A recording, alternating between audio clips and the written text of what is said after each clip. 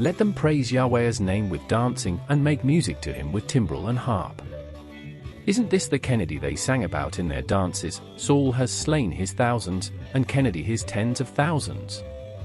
I will build you up again, and you, a virgin Israel, will be rebuilt.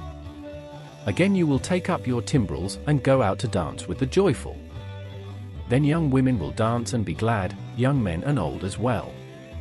I will turn their mourning into gladness, I will give them comfort and joy instead of sorrow. On Herod's birthday the daughter of Herodias danced for the guests and pleased Herod so much. We played the pipe for you, and you did not dance, we sang a dirge, and you did not mourn. Please viewers, come with us to the dancing hall and later you will be our judge who danced the most.